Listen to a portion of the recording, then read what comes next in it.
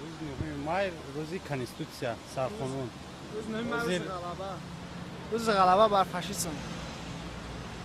9 مای روزی وای چقدر میگن حاضر روزی وقتی که جنگ تمام میشه. کدوم جنگ؟ جنگ بزرگ وطنی. همین جنگ بزرگ وطنی میانی کدوم دولت بود؟ میانی کدام دولت ها؟ خیلی وقتش بود.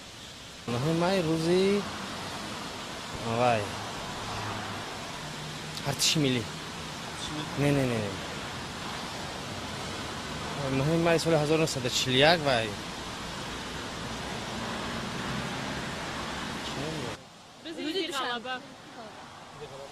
ایده غلبه کدوم کشور؟ اتحاد شوروی به گرمانیا فاشیستی. در کدوم سال؟ سال 1945 جنگ 41 سال تا 45 روزی دیگه уже به آخر رسیدن جنگ. غلبه کدوم دولت؟ دولت تاجیکستان. تاجیکستان. بر ضد کدوم دولت؟ با کدوم دولت غلبه بود سوار؟ هم تاجیکستان است چه؟ چه غلبه بود سوار؟ کدوم غلبه غلبه؟ جنگاوران. جنگاوران بر ضد کی غلبه بود سوار؟ برای قشلاق برای دولت خودش. بر ضد کدوم دولت جنگ کرد غلبه بود سوار؟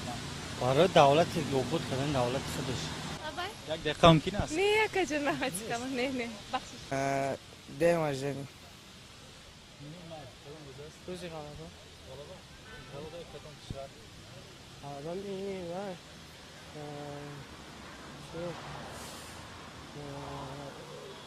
جنگ بزرگ وطنی. جنگ بزرگ وطنی میانی کدوم دولت بود؟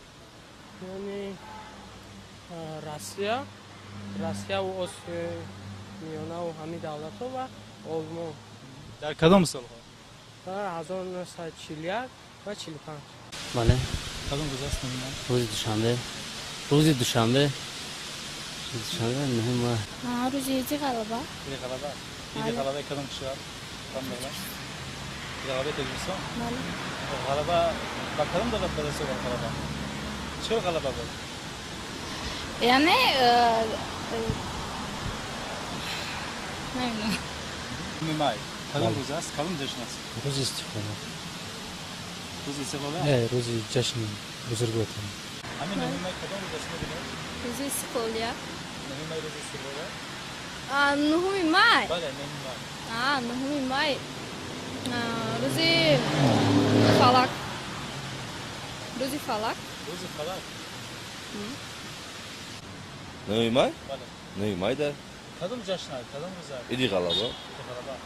غلبه کدوم دولت؟ СНГ Союз Социалистической Республики. در کدوم سال ها بودن؟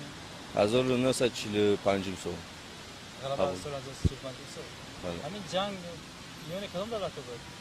Германия, Россия, Казахстан, Таджикистан, ну, Советский Союз, Америка, Франция и Германия. خبیر هم خبردار.